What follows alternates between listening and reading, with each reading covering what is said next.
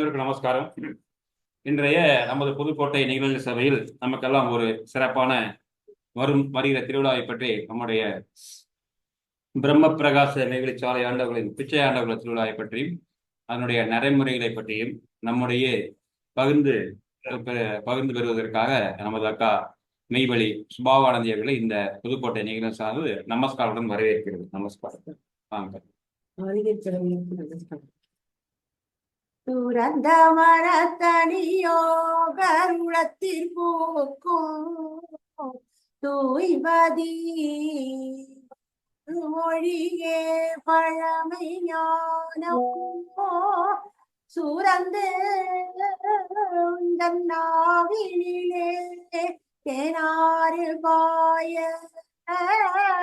திரடியா செவி படுக்க உளத்துட்பாய்ந்து குறைந்ததொரு தசையாமின் இதயம் தன்னை உரைகடலே அதற்கும் அதிகம் விரிய செய்த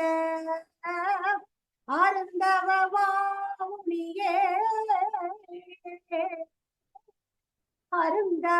அருந்தவமாமுனியே மெய் வழியில் என்னை அமர்ந்திரு அமர்ந்திரு அமர்ந்திரு என்று ஆக்கி வைத்த அமல வாழ்வே குணாதா.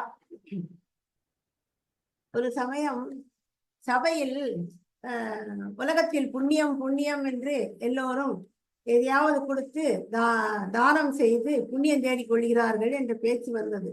அப்பொழுது ஆண்டவர்கள் சபையோரை பார்த்து, தானம் எத்தனை வகை தானம் இருக்கிறது சொல்லுங்கள் என்று கேட்டார்கள். அதுக்கு ஒரு அனந்தரும் ஒரு தானம் சொன்னார்கள்.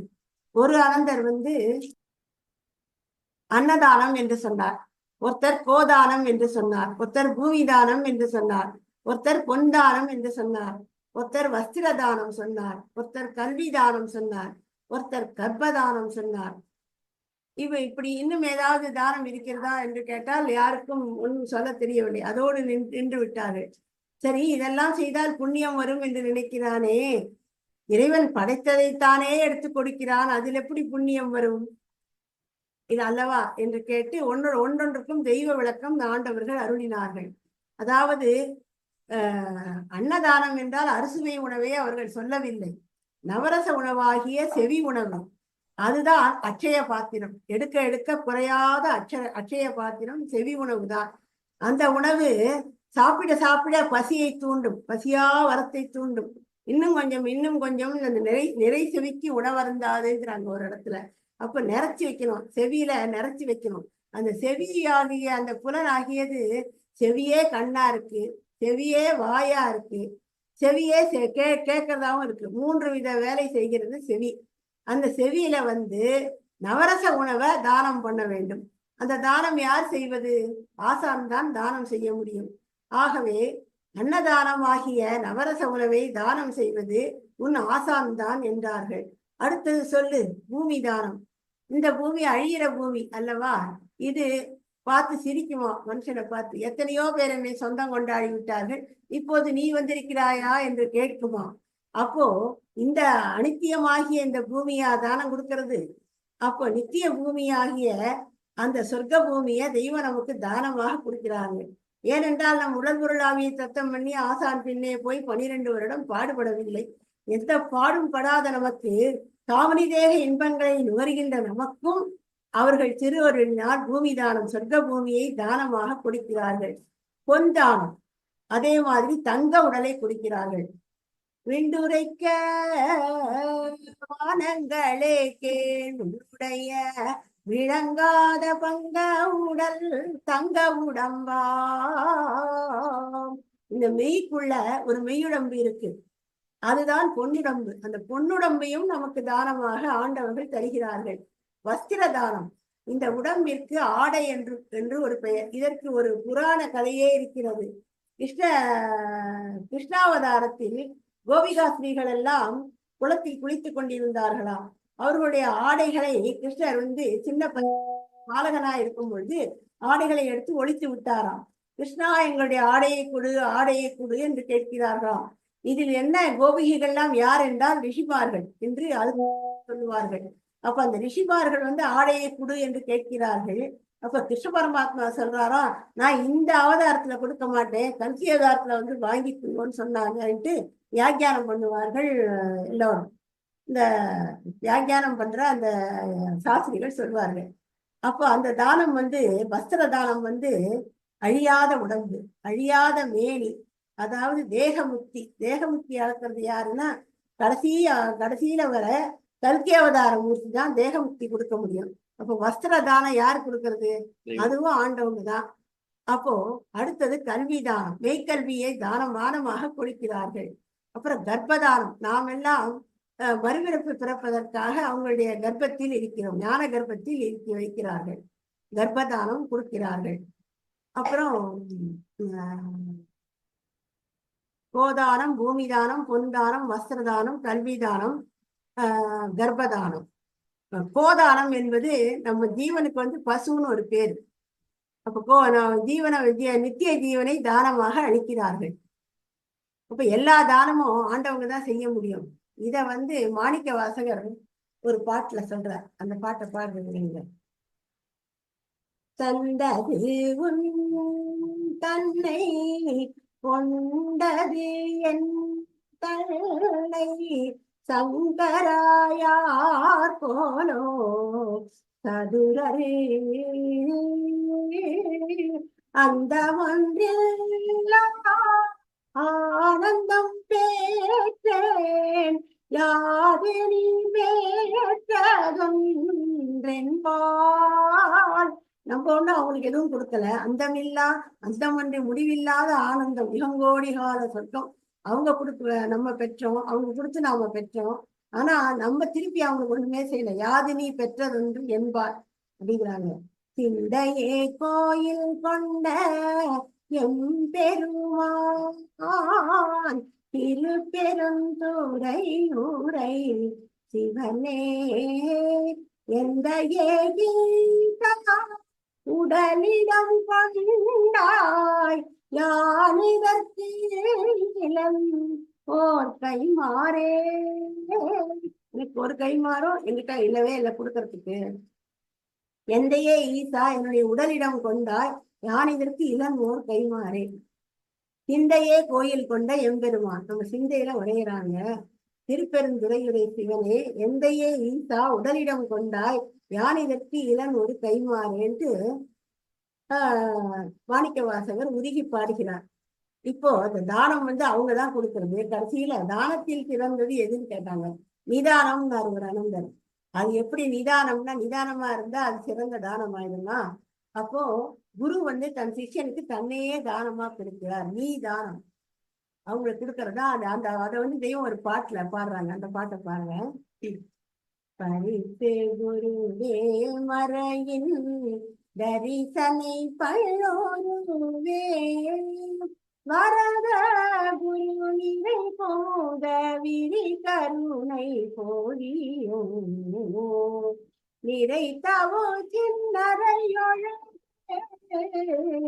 நிறைத்தவோ சின்னரையொழு மறை மணிகளில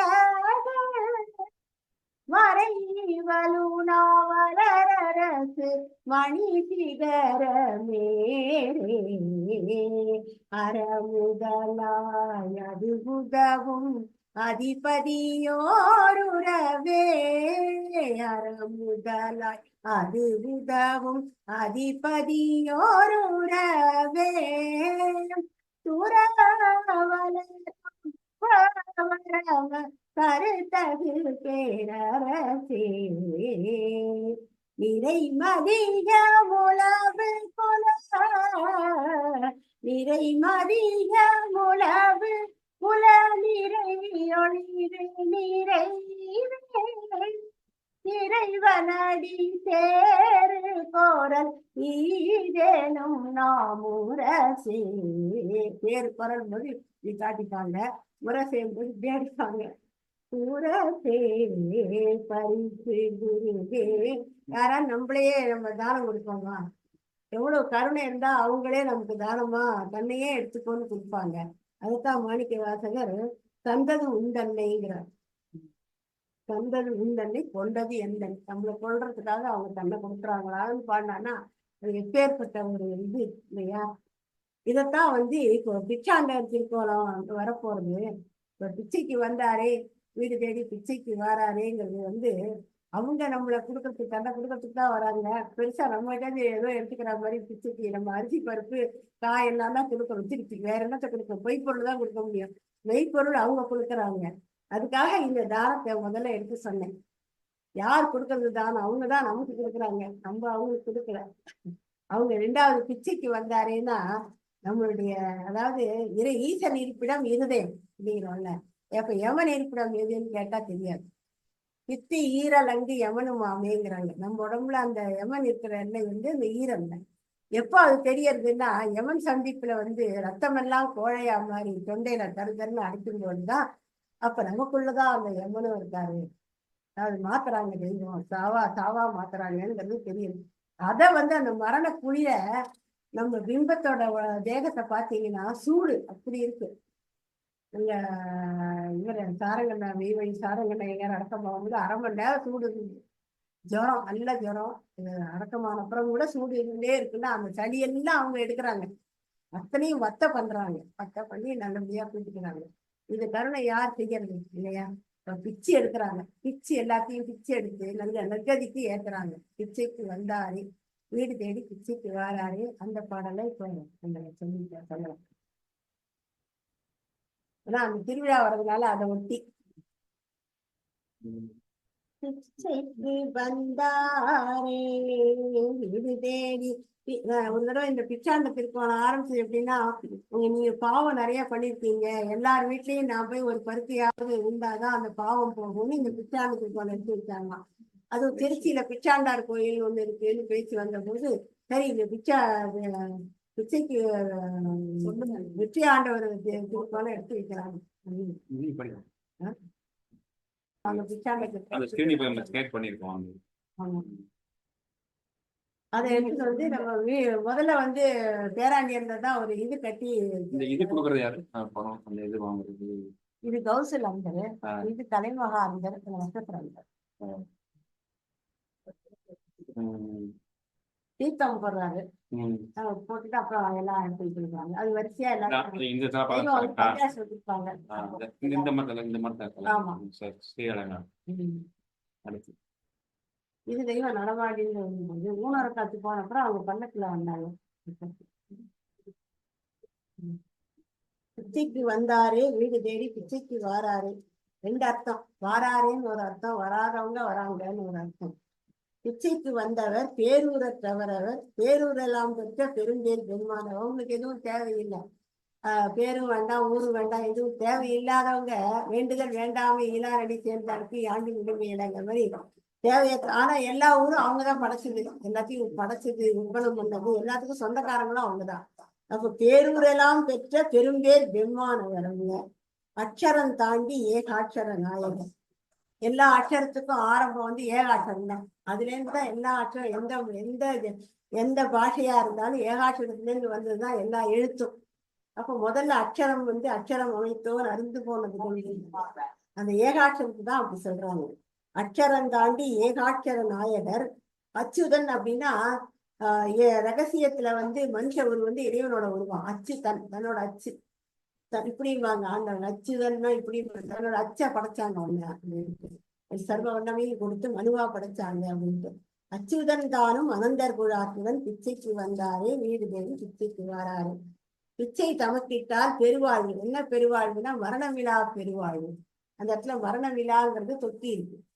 பிச்சை தமக்கிட்டால் மரணமிலா பெருவாழ்வு வரும் என்று நிச்சய திருமறை நேவியன்னா சக்கரம். சக்கரம் அவன் கையில இருக்கு இல்லையா, ஆக்ஞா சக்கரம். நேவியன் ஏவலா பிச்சைக்கு வந்தாரு. சூலப்பிணி குளம் வேறொரு தோப்பில, இது வாழறு தோப்பிலன்னு மாத்தினாங்க. சூலப்பிணி குளம் வேறொரு தோப்பில மேலவாழ நாடு வெட்டிறங்கி. அன்னைக்கு அந்த பிம்பம் அந்த கடைசி நேரத்தோட உன்னுடைய பிணி மூப்பு எல்லாம் சாக்காடு எல்லாமே போயிடுறது. நித்திய பேரின்பம் அனுபவிக்கும் பரிசுத்த தெய்வத்துல பூத்தாட்டிடுறாங்க நம்மள. அப்ப சூலப்பிணி குளம் வேறொரு தோப்பில மேல வளநாடு விட்டிறங்கி என்று பிச்சைக்கு வந்தாரு. காக்கும் தீ, நமக்குள்ள இருக்கிற தீ வந்து ஒரு தலைமுறை காலம்தான் இருக்கு. ஆனா அவங்க உள்ள இன்னொரு புகுந்து காக்கும் தீயா புகுந்து நம்மள சூட்சும நாடி வழியா இதுக்கு விண்ணுக்கு ஏத்துறாங்க. காக்கும் தீ கை கொண்டோர் கார்த்திகை என விண்டு வேற்றுடையாச்சு. இங்க வேற யாரும் இங்க உரைய முடியாது. இந்த சாலையில தன்னை அறிஞ்சவங்க எல்லாம் இங்க குடியிருக்க முடியும். வேற்றுடையாச்சாலை விடுதி விடுதியாக பிச்சைக்கு வந்தார். அண்டர்பதி ஐயர் அவங்க. அண்டர்னா தேவர்கள். அண்டர்பதி ஐயர் தொண்டர் குழாத்துடன் வண்ட பிள்ளிகள் பெய்கள் கண்டு கலங்கின. கெட்ட எண்ணம் இருக்கிறதெல்லாம் நடுநடுங்கி ஓடும். இளையனா தமக்கீதல் குளங்குடி தழைத்தேடி மலைமலை. இதுக்கு கொடுக்கறதுக்கு கூட சில பேருக்கு யோசனையா இருக்கும். இல்லைன்னு சொல்லாம உனக்கு உன்னால முடிந்த அளவு கொடுக்கணும் அந்த தெய்வம். இளையனா தமக்கீதல் உன்னுடைய அங்கப்புலம் எல்லாம் குடி தழைத்து ஏறி மலை மலை என வரும் பல பல நலனையில பிச்சைக்கு வந்தார். இது எப்போ வந்தாங்கன்னா அந்த பழஞ்சாலையை விட்டு இந்த சாலைக்கு வரத சொல்றாங்க. ஆலப்பொன்னரங்கத்தை அரசர் எடுத்துக்கொண்ட காலச்செலவில் விட்ட அந்த 3 வருஷம் காலச்செலவு தானே அவங்களுக்கு. காலச்செலவில் விட்ட காரணத்தால் என்று பிச்சைக்கு வந்தாரு. சாலை வளமனைத்தும் சண்டைக்கு எடுத்துக்கொண்டு மேலே வியாஜ்யம் செய் மாலன்றி பதினாலே. எல்லாத்தையும் எடுத்து எங்கேயோ போங்கடான். இறக்கம் இல்லாம எடுத்துட்டு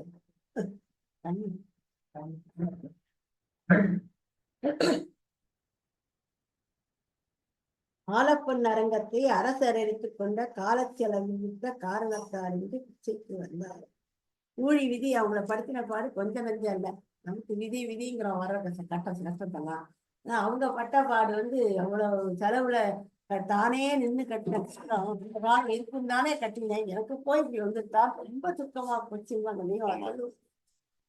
கஷ்டமா இருக்கும். ஆலப்பொன் அரங்கத்தை அரசர் எடுத்துக்கொண்ட காலச்செலவில் விட்ட காரணத்தால் என்று பிச்சைக்கு வந்தாரு. சாலை வளமனைத்தும் சண்டைக்கு எடுத்துக்கொண்டு மேலே வியாஜ்யம் செய் மானந்திப்பதினாலே பிச்சைக்கு வந்தாரு. பெற்ற நம் பதியெல்லாம் பிரிட்டிஷ் எடுத்துக்கொண்டு விட்ட காலத்தால் என்று விருதி விரும்பியோடு பிச்சைக்கு வந்தாரு. பிரம்மஸ்த கூடத்து அவங்க எங்க இருந்தாங்கன்னா பிரம்மஸ்த கூடத்துல இருந்தாங்க. பிரம்ம அரூபனே பிரம்மஸ்வரூபராய் பேருலகோவிய பிச்சைக்கு வந்தாரு. அரசனின் அமருக்காய். அது அவங்களுக்கு எதுக்கு இருக்கிறான்னா இவங்க ரட்சிப்புக்காக அதை கட்டினாங்க. ரட்சிப்புக்குன்னு வந்தது பசிப்புக்கு ஆயிடுங்கிறாங்க. இங்கே இந்த குண்டு போட்டு குப்பல் குப்பலா கொல்றதுக்கு ஆயிடுச்சு. அந்த ஆலயம்ங்கிறது வந்து அனுகிரகம் செய்யறதுக்கு வந்தது நிகிரகத்துக்கு ஆயிடுச்சுன்னு தீர்க்க தரிசனம். அது எப்படி ஆகும்னா இவங்க வந்து உபதேசத்துக்கு கீழே ஒரு ரூம் கட்டி அதுல வந்து காத்து போறதுக்காக இங்க ஒரு பழம் அங்க ஒரு பழம் வச்சு அவங்க ஆண்டனாவை இங்க போட்டு அங்க போட்டு அதுக்கு வசதியா இருக்குன்னு பார்த்து இந்த கட்டடம் தான் வேணும் மொத்த காலம் நின்றுட்டாங்க. அந்த படியில இறங்கி மேடையில இருந்து ஒரு படி இறங்கி உள்ள அது அந்த அளவுக்கு ரூம் இருக்கும். அதுக்கு காத்து உள்ள போயிட்டா சத்தம் உபதேச வெளியில கேட்கக்கூடாதுங்கிறதுக்காக ஜன்னல்லாம் கிடையாது. சரி அந்த இந்த பக்கத்துல இருந்து காத்து வந்து அந்த குழாய் வெளியா மேல போகும்படி அமைச்சிருந்தாங்க ஆண்டவங்க. இவன் வந்து பார்த்துட்டு நல்ல ஐடியாவா இருக்கு, நம்ம இங்க இருந்து யாருக்கும் தெரியாம அவன் இருக்கிறதே தெரியாம செய்தி அனுப்பலான்ட்டு அவன் எடுத்து வந்தாங்க. ஆமா. பெற்ற நம் பதியெல்லாம் பிரிட்டிஷ் எடுத்துக்கொண்டு விட்ட காலத்தால் என்று விதி விதித்தார். பிரம்மஸ்த கூடத்து பிரம்ம அரூபனே பிரம்மஸ்வரூபராய் பேருலகோரிய அரசரின் அமருக்காய் அனைத்தும் கொடுத்து விட்டு துறவிக கரசரா ஸ்ரீமார்க்கநாதரும் பிச்சுக்கு வந்தாரு. எல்லாருக்கும் ரொம்ப வருத்தத்தோட அவங்க கடற்கரை இறங்கும் போது இந்த மாதிரி எவ்வளவோ சாலையை உண்டு பண்ணலாம், ஏன் வருத்தப்படுற அப்படின்னு அந்த சொக்கலிங்க நாடகத்து பேசுறாங்கன்னு ஒரு நெடுங்கி ஓட்ட மாட்டேங்கிறாரா வண்டியை, இவ்வளவு நம்ம விட்டுட்டு போகணுமா அப்படின்னு துக்கமா போச்சான். அதெல்லாம் தெய்வ நினைவு கூறுவாங்க. அரிசி பருப்பு கறி காண பாத்திரத்துடன் தரிசனை பாரந்தா சாலை ஆண்டவர் விழா. ஆங்கில பிரிவெட்டு அதிநேருக்கு. இது வந்து வேற தொண்டமான் சீமை. அப்போ வந்து 2 ராஜ்யம் ஆண்டிருக்கு. அது வரைக்கும் ஆங்கிலம். இங்க வந்து தொண்டமான் சீமை. இங்க போர்ச்சுகீஸ் இருந்ததுக்கு அப்புறம் எடுத்துனாங்க. அதெல்லாம் ஆங்கில குடிவிட்டு அதிநேருக்கு நோக்கி தாங்கி தொண்டமான் சீமை தமிழ்நாடு வந்தது. ஓங்கி தொண்டமான் சீமை ஊரல் மலையின் காட்டில் காலனி உண்டாக்கி அரங்கர். இங்க ஒரு காலனியே உண்டாக்கிட்டாங்க. அங்க யாரு கொஞ்சம்தான் ஒரு 10 வீடு ஆலயம். இங்க வந்து பெரிய ஒரு காலனியே உண்டாக்கிட்டாங்க ஆண்டவங்க. ஓங்கிட்டு. ஆனா யாரும் இதுக்கு ஆசைப்படக்கூடாதுன்னே கூரையா கட்டினாங்களாம். கட்டடமா கட்டிட்டா ஆசைப்பட்டு கேட்டா இதையும் கேட்டா என்ன பண்றது? இனிமே நமக்கு வசதியே வேண்டாம், நம்ம கூரை வீட்டிலேயே இருக்கலாம், அது யாரும் கேட்க போறது இல்லை. அப்படி கேட்டா கூட நமக்கு நஷ்டம் நிறைய கிடையாது இல்லையா? அவ்வளவு செலவு போட்டு கட்டி நஷ்டமாகாதுங்கிற அந்த இதுல யோசனையில இதை கட்டினேம்பாங்க தெய்வம். அதுதான் வெறுமை யாரும் வந்துடவும் கூடாதுங்கிறதுக்காக வெறுமை ஓங்கிய வனாந்திர வெறுமை ஓங்கிய வனாந்திரத்தின் கண்ணே அவர்களுக்கு மட்டும் தங்குவதற்கு ஒரு இது எண்ணம் வந்ததானது. என்ன ஏன்னா அவங்க யோசனை பண்ணி பாக்குறாங்க, இங்கதானே காகபுசுல கிராமம் தவம் பண்ண இடம், இப்படி எல்லாம் யோசிக்கிறாங்க தெய்வம். அப்ப நமக்கு பாக்குறதுக்கு இது என்ன ஒரே முள்ளுக்காடா இருக்கு, இங்க வந்து ஆண்டவங்க தங்குறேங்கிறாங்களேன்னு எல்லாரும் வருத்தப்பட்டாங்க.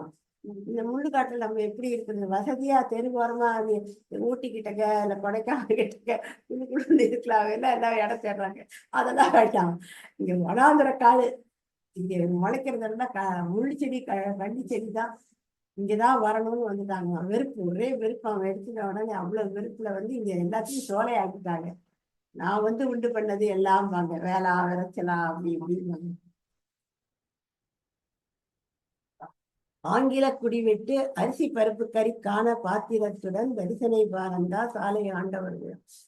ஆங்கில குடிவிட்டு அதிநேர்கி திசை நோக்கி தாங்கி தொண்டவான் சீவி தமிழ்நாடு வந்தவை பிச்சைக்கு வந்தார். ஓங்கி தொண்டவான் சீவி ஊரல் மலையின் காட்டில் காலனியுண்டாக்கி அனந்தர்கள் கூட தந்தை. இன்னைக்கு ஒரு ஊரு, ஒரு சிட்டி மாதிரியே ஆயிடுச்சு சாலை இல்லையா? நமக்கு அரணா சுத்தி வந்து கட்டடமும் வந்துட்டு, இனி இதை வந்து யாரும் இது ஆர்ஜிதம் பண்ணிக்க முடியாது, எங்களுக்கு கொடுங்கன்னு கேட்கவும் முடியாது, நீங்க இடத்த விட்டு காலி பண்ணுங்கன்னு சொல்ல முடியாது இல்லையா? காலனியுண்டாக்கி அனந்தர்கள் குலத்தந்தை. தெளிவுடை மதமெல்லாம் திரட்டி கொண்டு எழுந்திவன் கலியுக தலை, இங்க ஒண்ணு கூட கிடையாது, கலியுக தலையற்று தலையுக பழிவேற்ற பிடித்து வந்தார். தான் ஊரல் மலைவன கானக காட்டுக்குள் தானும் மக்களும் பண்ணசாலை உண்டாக்கி பிடித்து வந்தார். இதுதான் அந்த பிச்சாண்ட திருக்கோலத்துக்கு இது. அந்த நேரத்துல அவங்க விடாக்கண்டன் கொடாக்கண்டன் கதை ரொம்ப சொல்ல. ஒரு ஊர்ல கடைசியில அவங்க முடிக்கிறதா ரொம்ப ஆச்சரியமா இருக்கும், யாரையோ பத்தி சொல்றாங்கன்னு விடிய கேட்டுட்டு இருப்போம். விடாக்கண்டன் ஒரு ஊர்ல விடாக்கண்டன் கொடாக்கண்டன் ரெண்டு பேரும் ரொம்ப நண்பர்களா ரொம்ப காலமா இருந்தாலாம், அப்புறம் பிரிஞ்சிட்டாலாம். இப்ப வந்து விடாக்கண்டன் வந்து இதான்னு இந்த கொடாக்கண்டன்ல கேட்டுட்டே இருப்பானோ, அவன் கொடாக்கண்டனுக்கு எதையும் கொடுக்கறதுக்கு இஷ்டமே கிடையாது. அதனால விடாக்கண்டன் தப்பிக்கிறதுக்காக அவனை ரொம்ப தூரம் தள்ளி போய் ஒரு ஊர்ல குடுத்தனம் பண்ணி இருந்தாங்க. பார்க்கவே கூடாதுன்னு இருக்குங்க. அப்படி இருக்கும்போது ஒரு 10 வருஷம் கழிச்சு இந்த கொடாக்கண்டன் அந்த ஊருக்கு இவனை தேடிட்டு வரான். தேடிட்டு வந்தா அவன் நினைக்கிறான், எப்படியும் மார்க்கெட்டுக்கு வந்துதான் ஆவான், காய்கறி மார்க்கெட்டுக்கு. அங்க நம்ம போய் அந்த வியாபாரம் இதுல போய் பார்த்தா கடத்தலுக்கு வந்தா நம்ம கண்டுபிடிச்சிடலான்ட்டு அங்கேயே 2-3 நாளா சுத்தினே இருந்தானா, இவனை வரவே இல்லையா. அப்புறம் இவன் ஒரு நாளைக்கு வந்த போது இவனை பிடிச்சிருந்தாங்க. அங்க விடாக்கண்டா, நான் கொடாக்கண்டன் வந்துருக்கேன் அப்படின்னு ஓடி.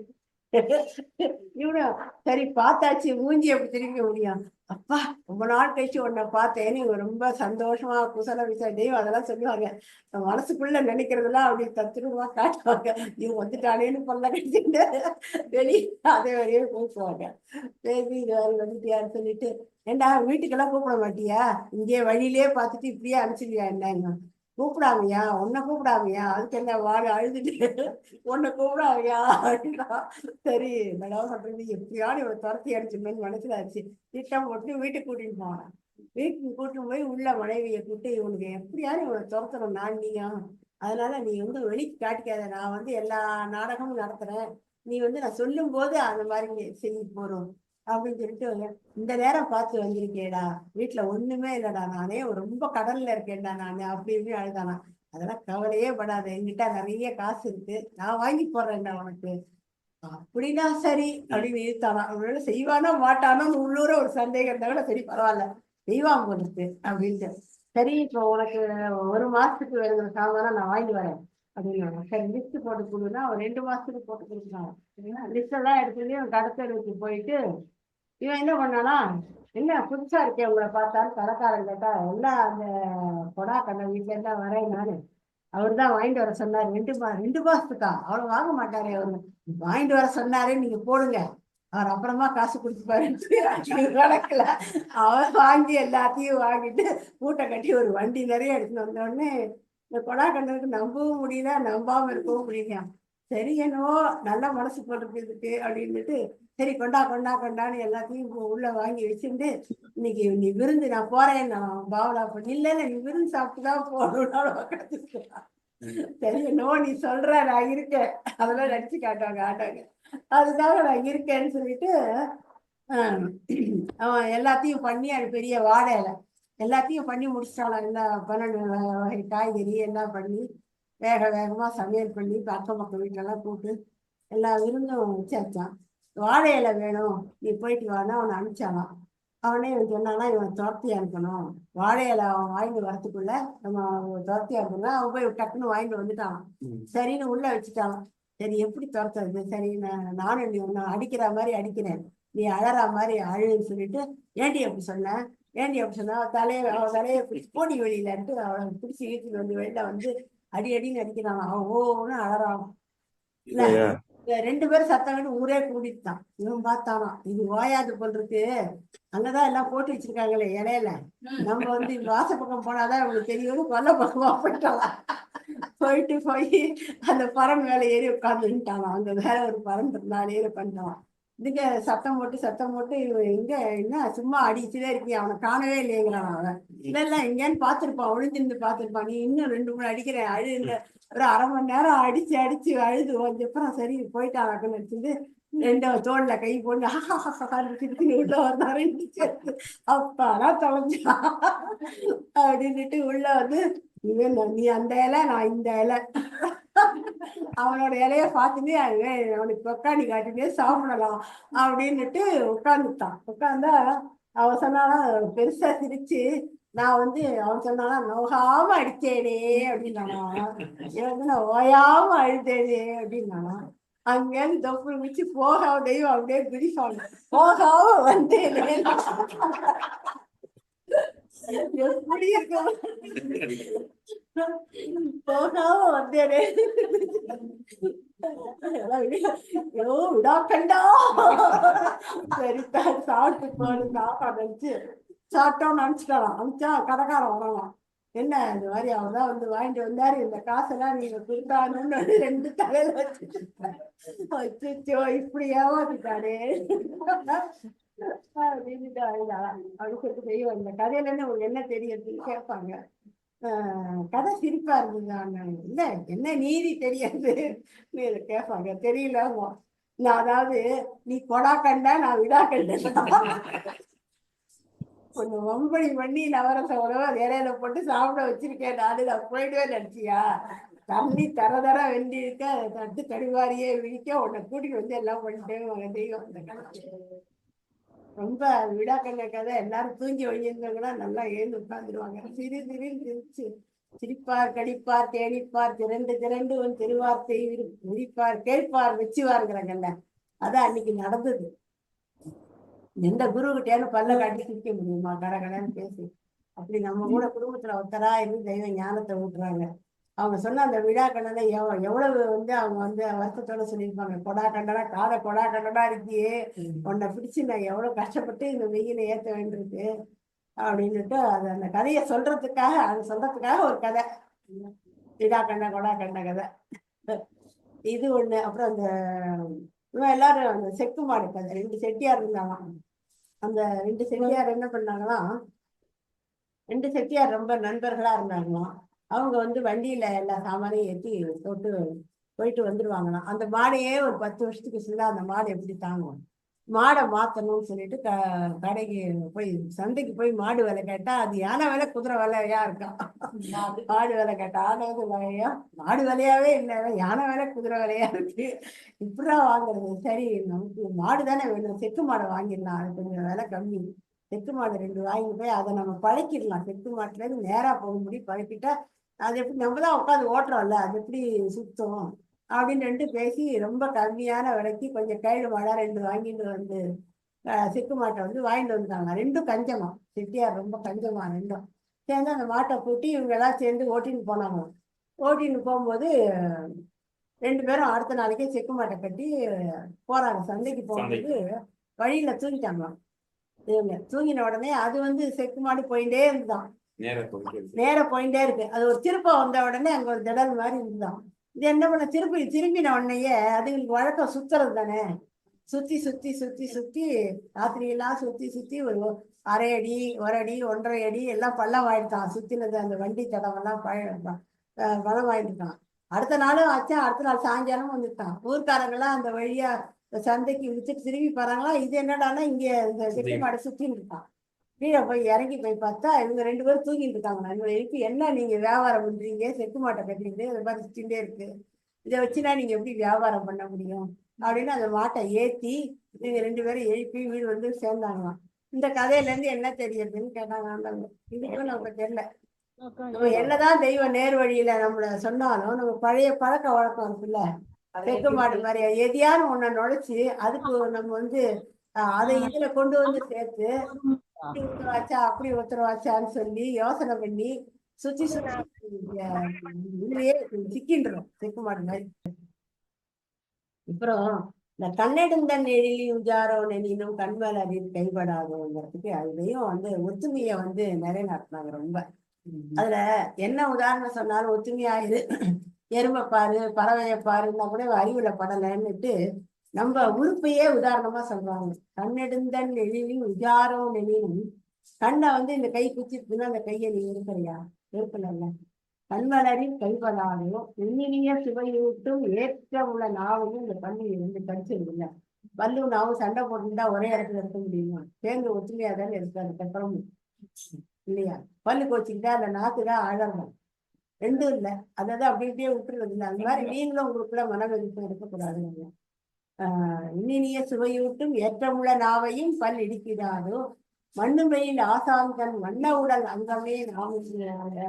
அந்த இடத்துல ஆண்டவர்கள் சொன்னாங்க, அதாவது நான் நடக்கிற பாதையை வந்து நீ தொட்டு கும்பிடுற, நான் வஸ்திரத்தெல்லாம் தொட்டு தொட்டு கும்பிடுறீங்க, ஒரு நிதான ஒரு பிரசாதம் கொடுத்தா தொட்டு கும்பிடுறீங்க எல்லாத்தையும். ஏன்னா என்னுடைய கால் பட்டது, திருப்பாதம் பட்டது, திருக்கரம் பட்டது எல்லாம் உங்களுக்கு வந்து பெருமையா தெரியுது. ஆனா என்னோட அங்கமாவே நான் ஏற்றுக்கிட்ட ஒரு சகோதரனை ஏன் நீ இப்படி பெருமையா நினைக்க மாட்டேங்கிறீங்க, பக்தியா நினைக்க மாட்டேங்குது? ஒருத்தனுக்கு ஒருத்த வந்து தெய்வத்தோட அங்கம் நினைச்சீங்கன்னா குற்றம் சொல்லவும் வராது, வெறுக்கவும் வராது. மேற்கொண்டு மரியாதை கொடுத்து அவன் செய்யற தப்ப மன்னிக்கதான் தோணுங்க, தண்டிக்க தோணாது. இந்த மாதிரி நீங்க இருந்தாதான் இந்த மெய்வெளிக்குள்ள போகும்போது அந்த அங்கத்தினரின் குல வலு எழில்பார்னு பேர் வச்சாங்க. கண்ணெடுந்தன் எழிலில் விஜாரோனினும் கண்மலரி கைப்படாதுன்ட்டு ரகரகமா அவங்க ஒத்துமையை பத்தி அதுதான் புத்த பகவான் தீர்க்க தரிசனத்தை 4 வேலை எடுத்து வச்சாங்க. ஆனா அந்த ஒத்துமை இல்லாததுதான் பின்னாடி வந்து எல்லா சங்கடங்களுக்கும் காரணம்னு எல்லாரும் அனுபவிச்சு தெரிஞ்சுட்டாங்களே ஒழிய இன்னும் வந்து நமக்கு பழக்க வழக்கத்துல நம்ம குலம் ஓங்கணும்னு. இப்ப ஒரு சீக்கியர்களை எடுத்துட்டீங்கன்னா அவங்களுக்கு பிச்சைக்காரங்களை பார்க்கவே முடியாது. அப்படி யாராலும் தப்பி தவறி பிச்சை எடுத்துட்டாங்கன்னா அப்பவே அங்க இருக்க சீக்கியர்கள்லாம் காசு போட்டு அவனை ஒரு வியாபாரம் செய்ய சொல்லி அவனுக்கு வந்து பழைக்க சொல்லிடுறாங்களே ஒழிய நம்ம குலத்துல சீக்கியர்ல யாரும் வந்து பிச்சைக்காரனா இருக்கக்கூடாது. அப்படி ஒரு ஒத்துமையா இருப்பாங்க. என்னைக்கோ வந்துட்டு போன குருநானக் பரம்பரை அப்படி இருக்குன்னா இப்ப தெய்வம் நம்மளை ஏற்றிச்சு நம்ம எப்படி இருக்கணும்? உன்னுடைய பிறவியருக்கு வந்து கண்ணுல நீ தண்ணி வந்தா உனக்கு உதிரம் வரணும் அப்படின்னு, உன் கண்ணுல உதிரம் வர அளவுக்கு நீ பிரியமா இருக்கணும். அந்த அளவுக்கு நம்ம இருக்க முடியாது. ஆனா கூட நம்ம அவங்க கஷ்டப்படுறதை பார்த்துன்னு வேடிக்கை பார்த்துட்டு இருக்க வேண்டாம். நம்மளா நம்ம உதவி செய்யலாம்ல, செஞ்சு நம்ம ஒரு ஒத்துமையோட இருக்கிறோம். யார் என்ன தப்பு பண்ணாலும் அதை பப்ளிக்கா கண்டிக்காம கூட நம்ம செஞ்ச தப்பு மாதிரி நினைச்சிட்டு இருக்கீங்க, அவனை திருத்த பார்க்கணும். அப்படி நம்ம ஒத்துமையா நம்ம சபைக்கா தெய்வம் மட்ட பாட்டை நினைச்சு பாருங்க. நான் மட்ட பாட்டுல ஒரு தலை சேர்க்கறதுக்கு 9 வருஷம் ஆச்சு. அந்த பாடு ஊர் ஊரா அலைஞ்சு அலைஞ்சு சேர்த்தேனே, அதை நினைச்சு பாருங்க. உங்களுக்கு எல்லாமே உங்களுக்கு வந்து சாந்தமாயிடும், மனசெல்லாம் இதாயிடும். 2 பேர் சண்டை போட்டா கூட அடுத்த நாளைக்கு தோல்ல கை போட்டு போட அக்கையில பிரிச்சுட்டு உங்களை பார்த்துட்டு ஆச்சரியப்படணும். இதுங்களா சண்டை போட்டவங்க கேட்கணும் அப்படின்னு. அதெல்லாம் அப்ப பழத்தினாங்க.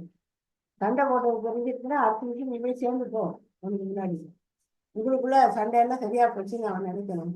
இல்லைன்னா இன்னும் நான் இவ்வளவு ஞானம் பேசுறாங்க, இது சண்டை போட்டுட்டு இருக்காங்கன்னு சொல்லிட்டு என்னதான் மட்டமா நினைப்போம், இன்னொன்னு நினைக்க மாட்டேன். அவன் மெய் வழிக்கு வரதா இருந்தா கூட யோசனை பண்ணிடுவாங்க, தலை போயிடும் அப்படிங்கிறது. அப்ப யாருக்காக நம்ம விட்டு கொடுக்கணும்னா தெய்வத்துக்காக தான் விட்டு கொடுக்கணும். அப்படி விட்டு கொடுத்தா 2 லாபம் அவனுக்கு, அவங்களுடைய ஆசீர்வாதத்தை வாங்கி இந்த லாபமும் சேர்ந்து வருது.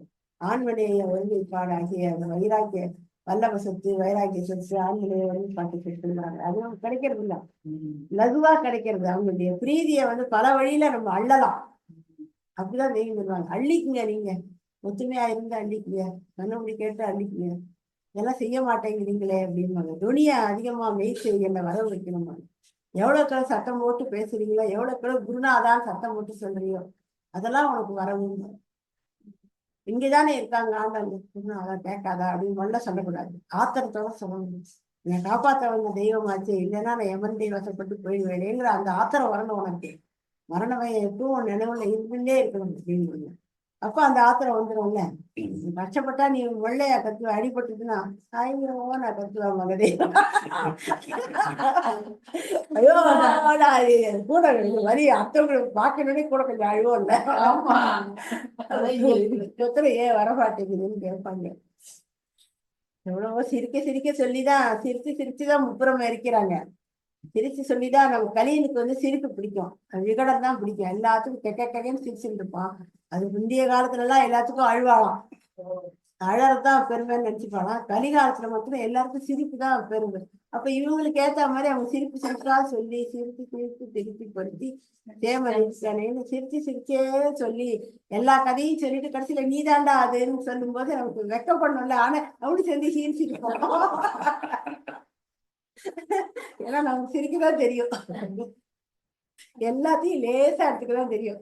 ஆனா தெய்வம் சொல்லுவாங்க, மரணத்தை தான் உதாரணம் சொல்றாங்க எல்லாத்துக்கும் சொல்லும் போது ஒருத்தர் சொன்னாரு, இங்கிலீஷ்காரன் மொத்தம் டெட் ஈஸின்னு சொல்றாங்க இவங்க. ஆமா, அதுவும் நான் தானே ஈஸி ஆக்கினேன் அப்படிம்பாங்க. டெட்டை ஈஸி ஆக்கிடுது. நம்ம கிட்ட எது இருந்தாலும் எக்ஸ்ட்ரிமிட்டி பொணகணம், பொண நாத்தம், பொணக்கலை அப்படின்னு எல்லாத்துக்கும் மரணத்தை தான் உதாரணம் சொல்றோம். இப்ப யமன் மாதிரி கிண்டன் மாதிரி டன்னு நின்றுட்டான் பாரு, அதுக்கும் நம்ம யமனைத்தான் உதாரணம் சொல்றோம். சொல்லாமக்கெல்லாம் யமன் மாதிரி வராம பாரு, யமகிண்டன் மாதிரி வராம பாரு அப்படின்னு. இப்படி நம்ம எல்லாத்துக்கும் மரணத்தை தான் உதாரணம் சொல்லுவோம். ஆனா இங்கிலீஷ்காரன் டெட் ஈஸிமா, அவனுக்கு என்ன ரொம்ப ஈஸியான மாதிரி. அங்க நடக்கல செயல், இங்கதான் டெட் ஈஸி நடக்கிறது இல்லையா, அதுவும் இங்கதானே நடக்கிறது ஈஸியான செயல். இப்படித்தான் அந்த ஒரு ஆள் சொன்னாங்க, அங்க போனா ஏன் அடிக்கடி எல்லாரும் போறீங்க, ஒரு ஆள் கேட்டாங்க கிழக்குச்சியில, அங்க என்ன அளவு இருக்குன்னு போறீங்க அப்படின்னாங்களாம். அப்படி சொல்லிட்டாங்க தெய்வமேனு ஒருத்தர் வருத்தப்பட்டணும் சார். ஏன்டா ஓரளவு காட்ட சொல்ற, அவனை கூட்டிட்டு வர, அவனை இந்த ஊர்ல ஓரளவு உண்டா அப்படின்ட்டா. ஓ ஊர்ல வேண்டா நல்ல அளவு, அப்படியே பேச்சுனே தெய்வம் அதை உடுக்க திருப்பிடுவாங்க எல்லாத்தையும். உடுக்க எப்படி அடிக்குது திருப்பி, உனக்குதான் அது, எனக்கு இல்லை. அது என்ன ஒரு அழகான வார்த்தை பாரு, அப்படி நடக்குமா ஊர்ல. புத்தர் சொன்னார்னு சொல்லுவாங்க, சாவு இல்லாத இடத்துல போய் கடுகு வாங்கிடுவான்னு சொன்னாங்க கூட கதையெல்லாம் வரும். அதெல்லாம் நமக்கு தானே இல்லையா. ஊரான ஊர் உயிர் பயிர் ஏற்று ஊரை உண்டாக்க முடியும். தெய்வம் உண்டாக்கின ஊரை நினைச்சா தலைவெல்லாம் தெய்வம் பண்ணாண்ட இதெல்லாம். ஒற்றுமையா இருக்கணும், நம்ம பாடுபடணும். அதுதான் நம்ம எல்லார்கிட்டையும் சொல்லி சொல்லி நம்ம சண்டையை பெருசாக்க கூடாது. அது ஒரு காலதான் நீங்க ஒண்ணு சொன்னீங்கன்னா அதை அடுத்த வார்த்தை சொல்லக்கூடாது இல்ல. அது போய் சொல்றவா குச்சி கொளுத்தி போடுறான். முதல்ல அர்த்தமே தெரியாம என்ன குச்சி கொளுத்திங்கிறாங்கன்னா கொளுத்தி போடுறது, அது அந்த மாதிரி செய்யக்கூடாதுன்னு. நீங்க கெட்டது சொன்னாலும் நான் போய் அவகிட்ட நல்லது சொல்லணும். அவ உங்களை பத்தி கெட்டது சொன்னாலும் நான் நல்லது சொன்னேன்னா நீங்க 2 பேரும் ஒத்துமை ஆகிடுவீங்க. இப்ப சொல்றத நம்ம அவங்க காதுக்கு போகாம பார்த்தினாலே போதும், பாதி சண்டை நின்றுடும். அது இல்லாம அதை ஈர பேனாக்கி பெரும்பாலாக்கக்கூடாதுன்னு நம்ம தெய்வம். அப்படி சொல்லக்கூடாதுன்னு கிட்ட போய் ஒண்ணு சொல்லக்கூடாது. அது சொல்றவங்க மேலதான் அந்த பாவம் விழும். இன்னும் வகையை பெருசாக்க கூடாது. நம்மளால ஆனவரை எல்லாரையும் ஒத்துமையா வாழ வைக்கணும். அதுதான் நம்ம கிட்ட அது உழவு. அதுக்குதான் ஒரு ராஜா அரசாண்டு இருந்திருக்காரு. அப்ப அந்த ஊர்ல ஒரு சந்தன மரம் கட்ட வச்சிருந்திருக்கு, வியாபாரம் பண்ணிட்டு இருந்தான். அவனுக்கு அந்த சந்தன மரம் கட்டையை விற்கவே இல்லை. அவனுக்கு ராஜா நகர் ஊர்ல வருவார்ல, அப்போ பார்த்துருக்கு சந்தன மரம் கட்டையை பார்க்கும்போது ராஜாவை பார்த்துருக்கேன். இந்த ராஜா செத்தாத்தான் அதெல்லாம் வாங்குவாங்க, எப்ப சாக போறான்னு இவன் மனசு நினைச்சிருக்கான். இந்த சந்தன கடை ஒண்ணு ராஜாவுக்கு அவனை பார்த்தோன்னே பிரியமா தான் இருந்திருக்கு. ஆனா இவன் நினைக்கிற எண்ணம் அவனுக்கு போனவன அவன் ராஜாவை பார்த்து இவனுக்கு 2 வெறுப்பாகி போச்சு. இவனுடைய மனசும் அவனுடைய மனசும் கோயின்சைடா 2 பேரும் வெறுப்பாக இருந்திருக்காங்க. இதை மந்திரி பார்த்திருக்காரு. மந்திரி பார்த்தோம்னா 2 பேருக்கு வெறுப்பா இருக்கு, இப்படி இருந்தா நல்லா இருக்குன்னு சொல்லிட்டு மந்திரி என்ன பண்ணிருக்காரு, இவன்கிட்ட போய் சொல்லி ராஜா வந்து உனக்கு வந்து பரிசை கொடுத்தாரு ம். அப்படின்னு சொல்லி சில பொற்காசா கொடுத்துருக்கான். பொற்காசா கொடுத்துட்டு இவன்கிட்ட இருந்து சந்தன மர கட்டையை போய் ராஜாட்ட வந்து வாங்கிட்டு போய் சந்தன மர கட்டை வாங்கி ராஜாட்ட போய் கொடுத்துருக்காங்க. ராஜா உங்களுக்கு வந்து சந்தன மர வந்து பரிசு கொடுத்தாரு அப்படின்னு சொல்லிட்டு 2 பேருக்கும் வந்து ஒரு லிங்க் ஏற்படுத்தி கொடுத்துருக்காரு இவரே. அப்ப 2 பேரும் வரும்போது வந்து அடுத்த மாசம் நகரம் வரும்போது ராஜா வந்து இவன் போய் வரவேற்று மாலையெல்லாம் போட்டிருக்கான். அப்ப ராஜாவும் சந்தோஷப்பட்டு இவன்கிட்ட வந்து அந்த சந்தன மர கட்டை எல்லாம் வாங்கி சேரு அது இது செய்வான் நாற்காலி வந்து எடுத்து செஞ்சிருக்காரு. ஸோ அப்ப 2 பேருடைய எண்ணங்களையும் ஒண்ணா இணைக்கிறதுக்கு ஒரு ஆள் தேவைப்படும். அந்த மாதிரி தான் வந்து தெய்வத்துடைய நினைவை நம்ம கொண்டு வரணும் அப்படின்னா அவங்கள மாதிரி ஆட்கள் வந்து தெய்வத்தை பார்த்தவங்க எங்கிட்ட பேசும்போது அது நினைவுக்கு நம்ம போறதுக்கு வசதியா இருக்கு அப்படின்றதுக்காக இந்த இதை சொல்ல வந்தோம். இதனால நம்ம மெய்வழி போகும் இல்லையா, நம்மளோட சொந்த இதுக்கு விருப்பு கூட அந்த மாதிரி இருந்துக்கலாம். ஆண்டவங்களை கோணத்துல வச்சு பார்க்கும்போது நமக்கு பிடிக்காட்டாலும் தெய்வத்தோட அங்கம் சொல்லிட்டு நம்ம பேசித்தான் ஆகணும் இல்லையா. பேசி அவங்ககிட்ட நேசமாக தான் அவன் நல்லதை இருக்குன்னு கெட்டதை விட்டுருணும். கெட்டதையே நினைச்சாங்கன்னா சகையா இருக்கு. அவங்ககிட்டயும் ஒரு நல்ல எண்ணம் இருக்கும் இல்லையா. யாருமே ஃபுல்லா நல்லவங்களா இருக்க முடியாது, ஃபுல்லா தீமையா இருக்க முடியாது. ஏதோ 1-2 நல்ல சுபாவம் இருக்கும். அதை எடுத்துக்கணும். அதே மாதிரி நம்ம கிட்ட இருக்கிற தீமையை அவங்க பாராட்டக்கூடாது அப்படின்னு ஒத்துமையாயிடும். அதுதான் உழவு. நம்ம கெட்டதையே நினைச்சிருந்தா அதையே திருப்பி திருப்பி சில பேர் அது ஒரு வழக்கமாவே கொண்டிருப்பாங்க, ஜென்மப்பக பாராட்டுறது. அதாவது ஜென்ம விரோதி யாருன்னா அவனுக்கு தூக்கம் தான்ங்கிறாங்க. ஒத்திரு வாசியில் சத்துரு ஒன்றும் ஒதுக்குவர் எவர்காணுங்கிறாங்க. அது தூக்கம் தான் அவனுக்கு வந்து சத்துருங்கிறாங்க. ஊனிச்சை உறக்கம் உயிருக்கு ஹானியே. 3 இருக்கு நமக்கு வேணுங்கிற பகையாளி 3 பேர் இருக்காங்க. சாப்பாடு அதிகம், தூக்கம் அதிகம், அப்புறம் இச்சை. அதுவும் அந்த முழுக்கு சொல்றாங்களே அதுவும் நமக்கு எதிரிகள்ங்கிறாங்க. 64 மூச்சு போறது அது எதிரிங்கிறாங்க. அது 3ஐயும் நீ விட்டுருங்கிறாங்க. ஊனிச்சை உறக்கம் உயிருக்கு ஹானியேங்கிறாங்க. உனக்கு இடைஞ்சல் பண்றது, ஹானினா இடைஞ்சல் பண்றது, அப்படி இருக்கணுங்கிறாங்க. உழவெல்லாம் எவ்வளவு சொல்லி கொடுக்குறாங்க ஆண்டவங்க. நம்ம அதெல்லாம் அப்படியே இந்த காலம் வாங்கி அந்த காலத்தை விட்டுட்டு நம்ம குணப்படியே இருந்து நான் வசதி இந்த சபையில கர்த்தருடைய சபையில் முந்தாதி இருக்க கடவுளுங்கிறாங்க. வெளி உலகத்துல வேணா பெருமை தேடிப்போம், இங்க பெருமையே வேண்டாம். இங்க தன்னை தாழ்மைப்படுத்தி மண்போலாக்கள் தான் இங்க வேணும். நம்ம வெளிகளெல்லாம் நம்ம வந்து மண்ணுதான் உதாரணம் சொல்றாங்க. அகழ்வாரை தாங்கும் நிலம் தன்னை இகழ்வாரை பொருட்கள் தலைங்கிறாங்க. நம்ம தோன்றது, நம்ம மண்ணை தோன்றோம், ஆனா நம்மளை தாங்கி நிக்கிறது. இப்போ ஒருத்தர் நம்மள கெட்ட சொல்றாங்க, நம்ம தாங்குவோமா? அவரை விட்டுட்டு தானே போவோம். அந்த பூமாதேவி பொறுமைக்கு உதாரணங்கிறாங்க. அதுதான் அகழ்வாரை தாங்கும் நிலம் போல தன்னை இகழ்வாரை பொருட்கள் தலை அப்படின்னு உதாரணம் சொல்றாங்க. பரந்த எண்ணத்துக்கு வானம், எல்லாருக்கும் எல்லாம் கொடுக்கறது வானம் உதாரணம். ஒன்னொன்னு அப்படி எல்லா இடத்துலயும் நெளிஞ்சு போறது காத்து, எல்லாருக்கும் ஏத்தபடி நடந்துக்கிறது. பஞ்சபூதத்துக்கும் ஒரு இது இருக்கு. கெட்ட எண்ணங்களா தீக்கிறது தீ. தண்ணி வந்து அவங்களுக்கு ஏத்த மாதிரி பாத்திரம் எந்த பாத்திரத்துல இருக்கோ அந்த பாத்திரத்தோட உருவாயிடும். மொத்தம் பஞ்சபூதமும் அட்ஜஸ்ட் பண்ணிக்கிறது. நம்ம பஞ்சபூதத்தால கட்டப்பட்டு பஞ்சபூதத்தை தான் வாழ்ந்துட்டு இருக்கோம். நமக்கு அந்த குணம் வரமாட்டேங்குது. ஏன்னா நினைச்சு பார்க்கல. பெருசான கனமா நினைச்சு பார்க்கணும். நிறுத்து பாருங்க. தராசுல நிறுத்து பார்க்கணும். நிறுத்து பாரு. வேகமா படிச்சுக்கணும்னா புரியாது. நிறுத்தி அந்த சொல்லோட கணத்தை நிறுத்துப்பார். எப்படி நிறுத்தணும்னா இந்த பக்கத்துல இருந்து படிக்கணும். இப்ப ஆதிமி உதயபூர்ண வேதாந்தம்னு ஒரு சொல்லு இருக்குன்னு வச்சுக்கீங்களேன். அந்தம்ல இருந்து ஆரம்பிக்கணுமா முடிவு. என்ன அந்தம்? வேதத்தினோட முடிவு வேதாந்தம். அது என்ன? ஆதிமி பூரண வேதாந்தம். அது என்ன பூரண வேதாந்தம்னா உதய பூரண வேதாந்தம்.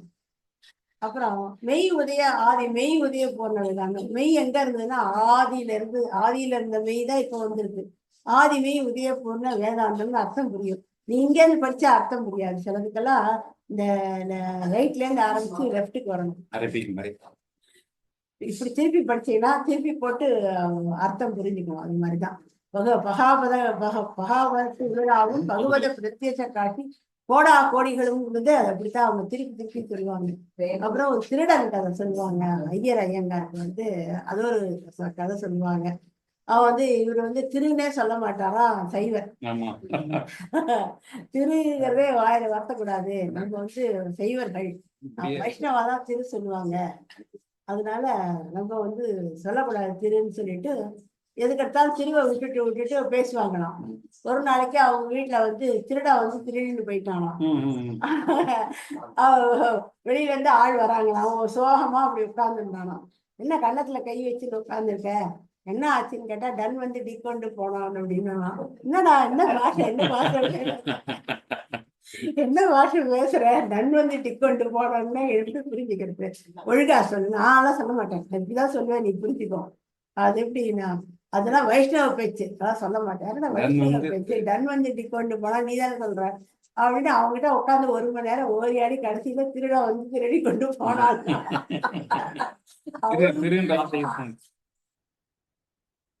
திருன்னு வரக்கூடாது. அது சொல்லி விழுந்து விழுந்து சிரிப்பாங்க. அதாவது அந்த பகை வந்து அப்படி இல்ல ஆட்டி வைக்கிறது மனுஷங்க. திருங்கிறது சொல்லிடக்கூடாது. நம்ம திருவாளியேங்கிறது வைஷ்ணவாளுக்கு தான் உரியறதுன்னு கிடையாது, எல்லாருக்கும் ஒரு ஒரு வார்த்தை தான். ஆனா அவங்க நினைச்சுக்கிறது திருமாளிகைன்னா வைஷ்ணவாளுக்கு கிடையாது. அதுதான் எல்லா மதத்துக்கும் எடுத்து வச்சாங்க. தென்னாருடைய சிவனையை பற்றி எல்லாட்டவருக்கும் விரைவா பற்றி இருக்காங்க. கையேந்திரத்தை வந்து இப்படி வச்சுட்டாங்க. அந்த இது கிறிஸ்டியானிட்டி இருக்கு. தலையை வச்சு இது பண்றது வந்து விசுவாசம். யாரும் சொந்தம் கொண்டாடக்கூடாதுன்னு நான் போனப்போ யாரும் இதை என்னோடதுன்னு சொந்தம் கொண்டாடிட்டு வரக்கூடாது. சொந்தம் கொண்டாடின்னு வந்தாங்க உடனே இதுல சேர்க்கணும், அந்த பேருங்க ட்ரஸ்ட், சைவ ட்ரஸ்ட்ல சேர்க்கணும்ட்டு போடும்போது அவங்க சொன்னாங்க சிலையை காணோம். அப்புறம் உண்டியல் அப்போ கிடையாது, அப்போ சின்னதாக தான் இருந்தது. அது உண்டியல காசு ஒன்றும் விழ காணும், உண்டியலும் காணும், கலெக்ஷனையும் காணும், ஒரு சிலையும் காணும், ஒரு அபிஷேகம் ஆராத்தி எல்லாம் ஒண்ணுமே இல்லை. நாங்க எப்படி இந்த சைவ இதுல சேர்க்கறது உங்க மதத்தை? அதனால நீங்க தனியாவே இருந்துட்டு போங்க அப்படின்னாங்க. சரி, அவன் இஸ்லாம் வந்து பார்த்தான். ஏன்னா எல்லாம் பூணூல் போட்டிருக்காங்க, பஞ்சகச்சம் எல்லாம் கட்டியிருக்காங்க, இது ஐயரு மாதிரி இருக்கு, எங்களுக்கு எங்களோட இருக்கு, எங்களுக்கு வேணாட்டான். இப்படி எல்லாம் தள்ளி தள்ளி போயிட்டாங்க. மெய் வழியாவே கடைசி வரைக்கும் எம்மதமும் சம்மதமாக்கிறாங்க. இப்ப புரிஞ்சுக்கிறாங்க நிறைய பேர். இப்ப நியூஸ்ல வந்து அந்த ஊர்ல வந்து எல்லா மதங்களும் ஒன்னா இருக்காங்களா நியூஸ் பாதமா. முதல்ல பாதகம் வந்தது சாதகத்துக்குன்னு தெரிஞ்சுக்கணும்பாங்க. அந்த நியூஸ் வந்தது இல்லையா, சைடு வந்தது இல்ல, அது பாதகம் தானே. பாதகம் வந்தது சாதகத்துக்கு. ஏன்னா நல்லபடியா சொன்னா யாருக்கும் மெய்வழிச்சாலை இருக்க இடமே தெரியாது. பாதகம்னா ஊர் ஃபுல்லா இந்தியாவில வந்து என்னமோ தங்க சுரங்கமே இங்க இருக்கிற மாதிரி கணக்கு பண்ணாங்க. அப்படி இருந்தா இந்தியாவோட கடல் எல்லாம் அடைச்சிக்கலாமே, இங்கேருந்தே அடைச்சிக்கலாம் இருக்கணும். வெகு கிருபையாகி என்னே கேள்வி என்றதை நெசதென்றுனை கேளிலாதொரு நாளினோ அஞ்சி உன்னை வணங்கினேன் அபுசாரிகின்றருள் காதிரி அந்த நேர்மையில்லாக்கினேன் அது தொந்தமானதும் யாகுமே முவெட்டாதிய மூல மந்திரம் உன்னை சொன்ன நன்னாவினா ஊக்கமாகிய வேற்பிலே தொழில் ஊக்கமாகிய துக்கமே எவ்விவேட்ட வெடிக்குள்ளே சுழித்தாடி நின்ற கண்ணாடி எந்த நேரம் மண்டையாதினை சொந்தமாய்தரித்தபின் அவ்வளாவிரு அகதுமாயொரு ஆண் பிள்ளை சிங்கம் ஆண்டவர் அவர் அம்பியாக்களின் முன்பதானவர் அன்று தந்த விலாசமே திங்கள் ஒரு கையும் சுருதி ஒரு கையும் அங்கு வளைகளும் தெளிவாவொடு பாலும் நேரமுதாக இந்த வகையில் நம்ம இன்னைக்கு மிக முக்கியமா அக்கா நமக்கு வந்து மிக அதிகமா நம்மளை வலியுறுத்தி சொன்னது வந்து கதைகளும் அந்த நிகழ்வு சொன்னது வந்து ஆண்மைநேய ஒருமைப்பாடு. ஆண்மைநேய ஒருமைப்பாடை தான் வந்து நம்ம இப்போதைக்கு கடைப்பிடிக்கணும் அப்படின்றதுக்கு தான் அந்த காலத்துல இருந்து இந்த காலம் வரைக்கும் நம்ம வாக்கியங்கள்ல நம்ம வணக்கத்துல அதிகமா நம்மளுக்கு புலங்கிறது வந்து தெய்வம் எடுத்து வச்சதுல வந்து மிக முக்கியமானது வந்து இந்த புத்தக பண்டிகை தரிசனம். அதை வந்து ஒரு நாளைக்கு நம்ம 4 தடவை சொல்றோம். அப்ப 4 தடவை சொல்றதோட மட்டும் இல்லாம அதை செயல்ல கொண்டு வரணும் அப்படின்னு அன்னைக்கு நமக்கு நினைவுபடுத்தினாங்க. தானங்கள்லே மிக சிறந்த தானம் வந்து நிதானம் அப்படின்னு நம்ம வெளியில சும்மா இதுக்காக கேள்விப்பட்டிருப்போம். ஆனா அது உண்மை. அது எந்த வகையில உண்மை? இப்ப அக்கா சொன்னாங்க 7 தானங்கள் சொன்னாங்க. 7 தானங்கள்ல நிதானம் அப்படின்றதா வந்து மிகப்பெரிய தானம் அப்படின்றத நாம அக்கா சொன்னது புரிஞ்சுக்கலாம். எப்படின்னா நீர் தானம் அப்படின்னு சொன்னாங்க. தெய்வத்துக்கு வந்து அவங்களே நம்மளுக்கு வந்து தெய்வம் தானம் கொடுக்கறதா மிகப்பெரிய தானம் அப்படின்றத நீ தானம் அப்படின்னு நீ பிளஸ் தானம் அப்படின்றத விரிவா சொன்னாங்க. அந்த வகையில் இந்த பிச்சையாண்டர் திருவிழாவை இன்னைக்கு நம்ம முழுமையா கொண்டாடக்கூடிய வாய்ப்பு நம்மளுக்கு அது கொடுத்துருக்காங்க. அப்படின்னா தெய்வம் போட்ட பிச்சைன்னு நம்ம எல்லாரும் தெளிவா புரிஞ்சுக்கலாம். அந்த திருவிழாவுக்கு எல்லோரும் வந்து சிறப்பாக அதை நம்ம சிறப்பாக கொண்டாடும் என்று கூறி என்னுடைய தொடர்ச்சி அடுத்த வாரமும் தொடரும். அனைவருக்கும் நமஸ்காரம். அக்காவுக்கு நமஸ்காரம்.